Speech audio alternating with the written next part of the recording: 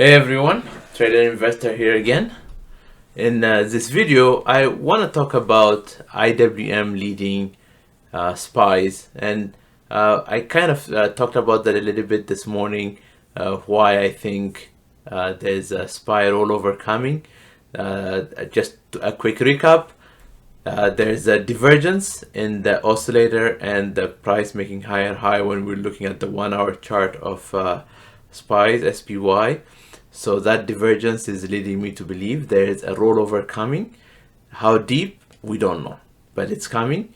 But before we are in a hurry to jump in, I want to start seeing lower highs, lower lows. That's a series of lower highs and lower lows is an indication of break of structure. So right now we have a high, we have some low, we have a higher low. If this reverses, then I know this pullback is over.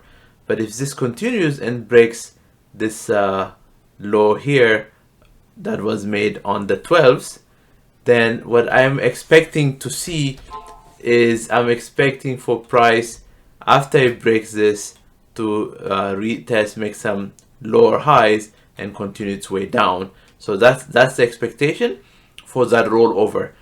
But how do I get even more confirmation of the rollover? I want to go to IWM.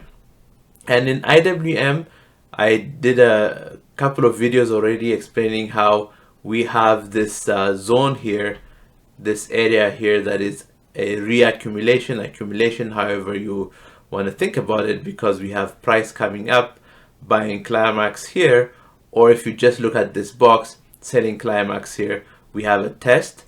We have a terminal shakeout. The test was broken yesterday or earlier today. That test was broken. So yesterday it wanted to stay inside, but earlier this morning it broke it with significant volume.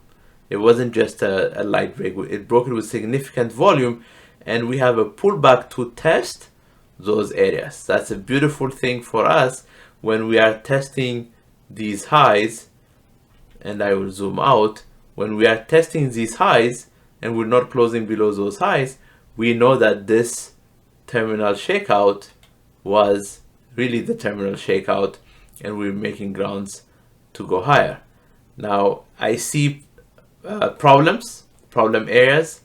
Our first sign of trouble comes in this liquidity area. Liquidity we have because there's a double top here. There's a double top, and everybody who went short that when we formed that double top, who has not taken out their profits, is sitting here waiting for price to go further down. But there's markets who are ready to stop, to hunt these stops. They want to go after these stops to either reverse or to continue price higher. But again, we have an order block waiting up here. This is where I'm expecting price reversal. So I say all of this to say that the move in the SPYs, I am not expecting it to come right down from here. That's not my expectation. I'm expecting, because we are testing these areas as support for IWM, I'm expecting IWM to at least come to this zone. I want to see this happen. While that is happening, that means the SPYs are coming up here, forming a lower high, and then when we break this, instead of having to wait for this break, we can now break here and enter a little bit sooner. We can enter here instead of having to enter somewhere down here. Right? This gives us about $1 move earlier entry, which means on 10 contracts on a shorter term options, that's about a $500 move. So we want to be able to take advantage of this 500 move, and we can still go for further downside. And because our other first sign of trouble, where we will see once this breaks down, where we'll see issues is we have this small gap. So this area here is where we'll see an issue. So we have quite a lot of distance to go because of this divergence. This is why I am confident once this divergence is seen, once we have this divergence and we see a rollover, IWM tests the order block. It's very important, right? Test the order block and then do I will do this to show you what I'm expecting is in IWM. Once we are testing the order block, we have a pullback, a lower low, and come down here. So once I see a break of structure, this is where we will have a good entry with very little stop. Very small reward for great very small risk for much greater reward. This is what I'm expecting, but that's why we need to be very patient. This is a game of patience, because what we want is to be able to capture this big move. And in the last few videos we've talked about how on a short-term time frame, like 15 minutes or 30 minutes, we can go after a dollar move. That dollar move can happen here, right? If we know we're going to break this area, then this dollar move is right here, right? This is actually better than a dollar move. It's like $2-3 move up here. So this is a short-term quick in and out, but our long-term outlook, my expectation is for price to come down at the very least from this 230 areas to the 218 area. That's a lot of distance to capture big profits. So that's my expectation. This is why I'm looking at IWM. IWM represents small caps, and small caps lead the way when we collapse. They lead the way when we rise, when we come out of those bottoms. So I use them as a leading indicator, as I mentioned earlier, and as a leading indicator when price is now showing a little bit of strength in this down move. In this down move we see some strength, then we sell strength, which is really good. Instead of waiting for us to sell all the way down here, instead of waiting to sell here, we want to sell up here, because our target is somewhere, first target we can go here, and then additional targets we can look at down the road. We can so here's first target, but additional targets down here. So we have lots of room. This is why I am really heavily looking at this divergence and IWM leading the way for us to be able to take full advantage of this move, full advantage while we patiently wait. Very critical that we patiently wait. It's not about pulling the trigger as quickly as possible. It's about pulling the trigger as safely as possible. And the safety comes where we have liquidity. We know these stops are going to be hunted. We know from experience, once they come after these stops, they might lure buyers who say, oh, we have a breakout, we want to come in.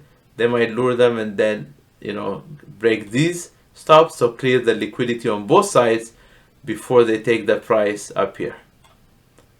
And then I'll just draw it as one bar, because this could be 1 or 2 days or 1 week. We're going to see this big collapse. We're going to see this big collapse down to here. This is my expectation, and we will review this as it sets up. This is why I like to do this live analysis and expectations where price is going. As we see price doing this, and as we see the SPYs coming up a little bit, make a lower high and collapse, because we have this zone here that I want to see closed. It doesn't always happen. They don't always close.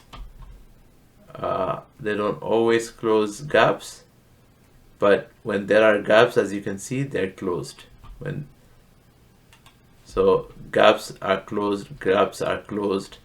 Now we have a big gap that we haven't closed yet. Gaps are closed. So I'm expecting price to come and close this gap. So to close this gap, to go to 400 for somewhere from around, you know, between 412 to 408 area, depending where we make that higher low, for price to go to 400, that's a very good movement for us. And, you know, not very expensive in terms of options, because you can do weekly options.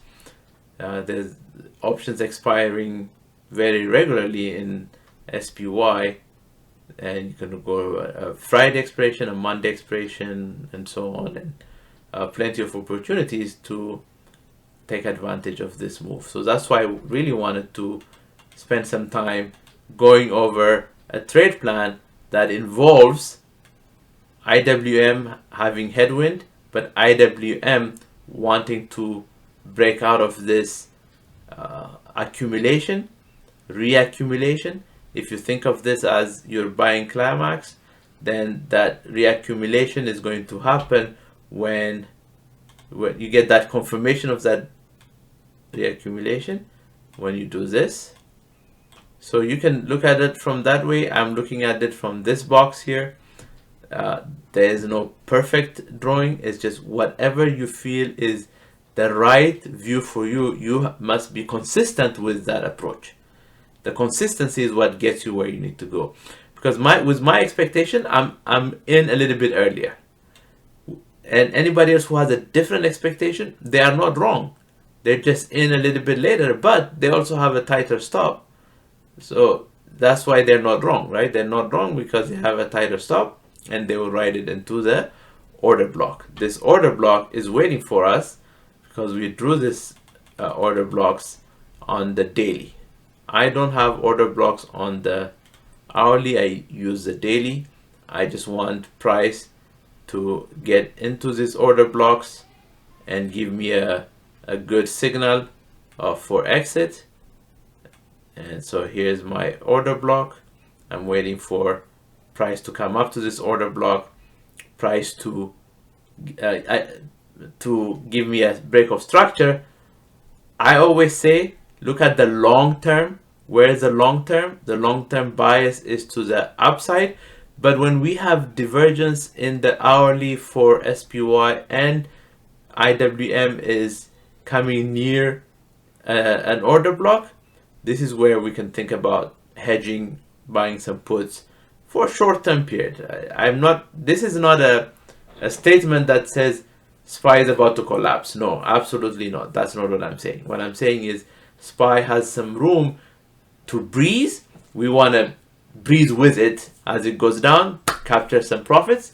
As it rises back up, capture additional profits. This is what I want to focus on. And so during this breezing time, let us take advantage of it. And so IWM and SPY are setting up really, really well for that to happen. That's what we want to look at. And you know, just as a quick bonus, we can take a look at what the Qs are doing, because the Qs are kind of in a similar boat as IWM in terms of coming to an area of value. So when we look at this gap got filled, and Qs are sitting at those support lines. We've closed below that support line, and after closing this gap, are we going to then make a higher low, or are we making a lower high to continue this down move? Because we have here a couple of times anybody who had tried to go short were rejected, short rejected. Here short not really rejected from this liquidity area. So we might have cleared both sides, or we might still have more volume to clear. As you can see, some of this is not really on super high volume.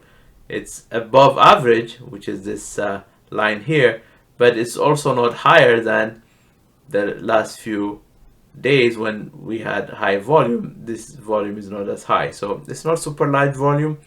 So I'm expecting there's still more liquidity in this double top area where it's acting as support, it's acting as resistance right now. So this is an area where we will go long if there is a reversal. So retest zone for long entry as I marked it. I like to mark them so I know. So once we do this and we break this area, that's our reversal confirmation that the liquidity has been cleared. So very, very similar to what we see is as price is coming down in IWM, price is coming down in SPY. We want just a retest of some highs, or if we know that this is not happening, then we keep going down and the whole market goes down. So just something to note and look at as we approach the market. Daily we approach the market, and my goal is not to scalp, even though there are some techniques, some strategies that I have shared on how to scalp on a 15-minute time frame. But you know, anybody who has a 9 to 5, a day job, who's trading as a supplemental income, as a almost like a passive income, you want to swing trade, not to day trade. And for the swing trade, we want to position ourselves on these moves as they occur, as they build. We position ourselves and take advantage. So we closed one gap, we have another gap to close. So in the Qs, if we get, you know, this broken, I'm definitely expecting price to come and fill this gap. So from the 335.50 area to the 332 area is what I'm expecting. It can go even further down. I don't predict how far markets go. I just look at travel areas. Those travel areas support resistance. That's where I exit my trades. So this is how I'm looking at the overall market, preparing for any potential downside so we can take advantage of those. If you in my long-term retirement accounts, I use these analysis to hedge so that, you know, I capture some gains while the market is going down. Or in just a regular account, I use put options to just capture some gains. Either way, it's the right decision. So we must follow our analysis and take action. Don't forget to subscribe and you know, slam that notification bell. That way you will keep encouraging me to do videos, and you will also be notified as I come up with the new releases every day. I'm doing at least one a day at the very minimum, but I'm trying to do 2 or 3 because I want to keep educating you. So take care everyone, and I will see you tomorrow.